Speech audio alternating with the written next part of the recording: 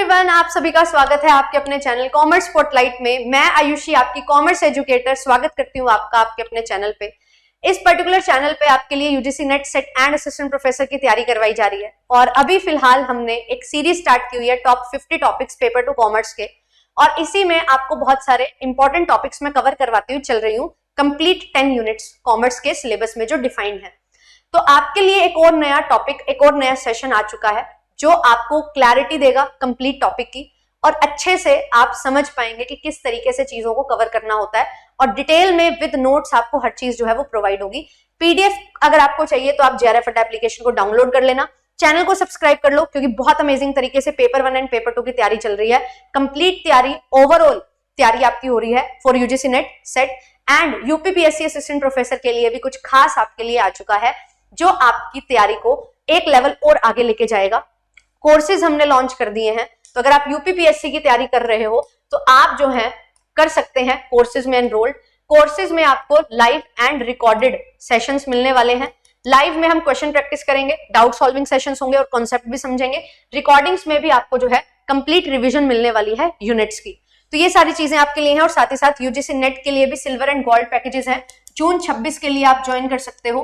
12 महीने की वैलिडिटी के साथ लाइव क्लासेस आपको मिलती हैं हर यूनिट की, और मैं बहुत जल्द फाइनेंस यूनिट स्टार्ट करवाने वाली हूँ पेपर टू कॉमर्स में। लास्ट वीक ऑफ मार्च से हम यूनिट स्टार्ट कर देंगे, तो आप सभी जुड़ सकते हैं। अभी हम मार्केटिंग मैनेजमेंट कवर करते हुए चल रहे हैं। ये सारे फीचर्स हैं जो आपको मिलते हैं गोल्ड बैच में और सिल्वर बैच में फीचर्स हैं।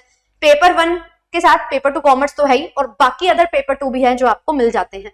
और ऑनलाइन एंड ऑफलाइन हर तरीके से आपकी जो है सेवा जो है वो की जा रही है जेआरएफ अड्डा की तरफ से, है ना। और कुछ भी डाउट है आपके तो आप पूछ सकते हैं, ये कॉल कर सकते हो नंबर पे, विजिट कर सकते हो। जयपुर में ऑफिस है ना, हेडक्वार्टर्स हैं जयपुर में ही, तो वहां पे आप जो है जेआरएफ अड्डा ऑफलाइन सेंटर पे विजिट करके जो भी आपकी क्वेरीज है, कुछ पूछना है या ज्वाइन करना चाहते हो, ऑफलाइन क्लासेस लेना चाहते हो तो आप ले सकते हो। तो चलिए आज की जो सीरीज है टॉप 50 टॉपिक्स की, आज का जो टॉपिक है उसको स्टार्ट करते हैं।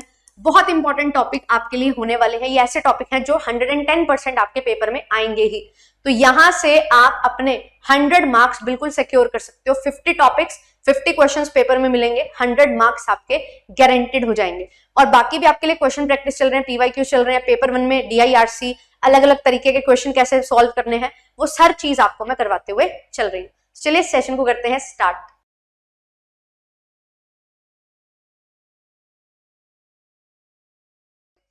दो रिग्रेशन लाइन होती है अपने पास, एक होती है x ऑन y और एक होती है y on x। x on y क्या बताती है कि x जो है वो डिपेंडेंट वेरिएबल है, y जो है वो इंडिपेंडेंट वेरिएबल है। ऐसे ही y ऑन x बताता है y जो है वो डिपेंडेंट वेरिएबल है, x जो है वो इंडिपेंडेंट वेरिएबल हमारा बनता है। ठीक है, अब ये जो दो लाइन होती है ना, इनके बीच में जो डिस्टेंस होगा वो कोरिलेशन को शो करेगा। अगर मेरे पास ये दो लाइन इस तरीके से है तो मैं बोलूंगी कि भाई यहाँ पे जो है मॉडरेट कोरिलेशन मेरा निकल के आता है। अगर ये दोनों लाइन एक ही जैसी है, एक के ऊपर एक है, अगर इस तरीके से है, दोनों बढ़ रही हैं, तो मैं बोलूंगी कि भाई ये पॉजिटिव, परफेक्ट पॉजिटिव कोरिलेशन है। अगर यहाँ पे ये लाइंस इस तरीके से है, अपोजिट डायरेक्शन में है, एक वैल्यू बढ़ रही है तो दूसरी कम हो रही है, तो मैं बोलूंगी ये परफेक्ट नेगेटिव कोरिलेशन मेरे पास यहाँ पे निकल के आया है। अगर इनके बीच में यहाँ पे ये 90 डिग्री का एंगल बनता है, तो मैं यहाँ पे बोलती हूँ कि R जो है वो कितना है, 0 है। इन दोनों के बीच कोई भी कोरिलेशन नहीं है। ठीक है, अगर ये वैल्यू जो है ये हो जाती है बहुत कम, तो मैं बोलती हूँ कि यहाँ पे हाई कोरिलेशन है। जितनी ये वैल्यूज आपस में क्लोज होंगी उतना ही ज्यादा कोरिलेशन होगा, और जितनी दूर होंगी उतना ही कम कोरिलेशन होगा। और सबसे ज्यादा यहाँ पे जो है हमारे पास क्या बनेगा, 90 डिग्री का एंगल बनेगा, जहाँ पे कोरिलेशन 0 हो जाएगा। पेपर में ग्राफिकली ये भी आपसे पूछा जाता है। फिर ये देख लिया हमने, लाइन पास करती है, मिड पॉइंट से इंटरसेक्शन पॉइंट जो होता है वो मीन होता है ना। फिर इसके बाद देखो यहाँ पे जो हमारा रिग्रेशन है, रिग्रेशन कोफिशिएंट जो है हमारे पास क्या होता है, bxy एंड byx, ये दो रिग्रेशन कोफिशिएंट है। अगर आप इनमें कोई डेटा है आपके पास, उसमें प्लस माइनस करो तो इस पे कोई फर्क नहीं पड़ेगा। ओरिजिन से ये इंडिपेंडेंट है, बट मल्टीप्लाई डिवाइड करोगे तो यहाँ पे फर्क आएगा।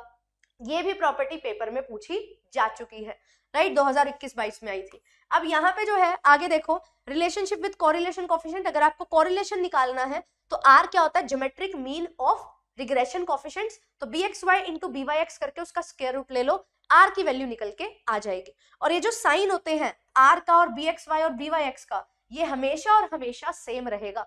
और अगर एक वैल्यू byx या bxy 1 से ज्यादा हो जाती है तो दूसरी वैल्यू 100% 1 से कम रहेगी। क्यों? क्योंकि हमारा जो r है उसकी रेंज कितनी होती है, -1 से लेके +1 तक। तो 1 से ज्यादा दोनों नंबर नहीं हो सकते, क्योंकि अगर 1 से ज्यादा दोनों नंबर होंगे तो r की वैल्यू 1 से ज्यादा आएगी, जो कि पॉसिबल ही नहीं है। तो याद रखिए, इंपॉर्टेंट यहाँ पे हो जाता है। अब एक और चीज, अगर r जो है वो हम किससे निकालते हैं, हमारे अरिथमेटिक मीन से, मतलब bxy plus byx divided by 2, तो r की जो वैल्यू है वो क्या होगी या तो बराबर या फिर कम होगी हमारे अरिथमेटिक मीन से, क्योंकि हमने एक प्रॉपर्टी और पढ़ी है, जो अरिथमेटिक मीन होता है वो ज्यादा होता है ज्योमेट्रिक मीन से, और ये ज्योमेट्रिक मीन ज्यादा होता है हार्मोनिक मीन से। तो अगर r जो है वो ज्योमेट्रिक मीन के बराबर है हमारे रिग्रेशन कोएफिशिएंट के, तो अरिथमेटिक मीन जो है वो ऑटोमेटिकली r से ज्यादा होगा रिग्रेशन कोएफिशिएंट का। वही चीज मैंने यहाँ पे लिख दी है। बट मैम अगर सारी वैल्यूज सेम हो, उस समय क्या होता है, अरिथमेटिक मीन, ज्योमेट्रिक मीन और हार्मोनिक मीन बराबर होता है, इसीलिए वहां पे r जो है वो बराबर भी हो सकता है अरिथमेटिक मीन के, अगर अरिथमेटिक मीन और ज्योमेट्रिक मीन बराबर हो जाएंगे। तो ये सारी प्रॉपर्टीज आपको बाय हार्ट याद होनी चाहिए। और इसके साथ साथ यहाँ पे सेम साइन मैंने बता दिया, ठीक है, ये चीज मैंने आपको बता दी। प्रोडक्ट ऑफ रिग्रेशन कोएफिशिएंट जो है वो लेस देन और इक्वल टू 1 होगा, ये भी हमने देख लिया। एक रिग्रेशन कोएफिशिएंट 1 से बड़ा है तो दूसरा 1 से छोटा होगा। और angle between the regression line, जब यहाँ पे r 0 है तो वो परपेंडिकुलर होंगे, ये मैंने आपको यहाँ पे बता दिया है। Each and every property is very very important, और जब रिग्रेशन लाइन आपस में ओवरलैप हो जाएंगी तो परफेक्ट कोरिलेशन निकल के आएगा। अगर सेम डायरेक्शन है तो पॉजिटिव, अगर अपोजिट डायरेक्शन है तो नेगेटिव, राइट। फिर इसके बाद यहाँ पे देखो regression coefficient and variability. Regression coefficient क्या करता है, एवरेज चेंज बताता है, एक वेरिएबल में आया जिससे हमने दूसरे वेरिएबल में चेंज लिया, क्योंकि इंडिपेंडेंट वेरिएबल को आप चेंज करते हो, मैनिपुलेट करते हो, और उसका प्रभाव डिपेंडेंट वेरिएबल पे देखते हो, ठीक है। और रिग्रेशन और कोरिलेशन की बात करें तो रिग्रेशन जो है वो कॉज एंड इफेक्ट रिलेशन बताता है, बट रिग्रेशन जो है वो बताता है दो चीजें आपस में कितनी जुड़ी हुई हैं। तो कोरिलेशन जो है ये यूनिट फ्री मेजर होता है, बट रिग्रेशन जो है वो यूनिट फ्री मेजर नहीं होता है, राइट। प्रिडिक्शन में अगर बात करें तो रिग्रेशन इक्वेशन जो है वो यूज की जाती है फोरकास्टिंग एंड प्रिडिक्शन में, क्योंकि एक वैल्यू पे बेस्ड होगी दूसरी वैल्यू। मेरे पास एक रिग्रेशन लाइन है जो बताती है कि आप इतनी सेल करोगे तो इतना प्रॉफिट होता है। मैं चाहती हूँ ये देखना कि मुझे इतना प्रॉफिट कमाना है तो कितनी सेल्स करनी पड़ेंगी, तो वहां पे मैं जितना प्रॉफिट कमाना चाहती हूँ उसकी वैल्यू ऐड करके मेरी सेल्स निकल के आ जाएंगी। तो ये पेपर में क्वेश्चन जो है आने के चांसेस है, क्योंकि ये पिछले 10 साल की अगर मैं बात करूं तो पिछले 5 से 6 साल पहले क्वेश्चन आया हुआ है। फिर इसके बाद एक और चीज देख लो यहाँ पे ध्यान से, हमारी जो रिग्रेशन लाइंस होती हैं, है ना, ये होती है हमारी, जैसे मान लो x और y लाइन है तो x is equals to a plus b y होता है। ये जो x है ये डिपेंडेंट वेरिएबल है y पे, y इंडिपेंडेंट है, तो यहाँ पे जो b है ये क्या है bxy, ये कहलाता है हमारा स्लोप, क्योंकि ये बताएगा कि अगर y में 1 यूनिट का चेंज किया तो x में कितना बदलाव आएगा। और ये जो होता है ये होता है इंटरसेप्ट। ये क्या बोलता है कि अगर हमारा इंडिपेंडेंट वेरिएबल 0 हो जाए तो डिपेंडेंट वेरिएबल कितना होगा, तो x की वैल्यू क्या होगी जब y 0 है, तो वो ये a बताएगा। a एक कांस्टेंट नंबर है जो कभी चेंज नहीं होता है, तो ये इंटरसेप्ट कहलाता है। तो इस लाइन में ये जो a है ये x इंटरसेप्ट है, क्योंकि ये x की वैल्यू बताएगा जब y 0 है।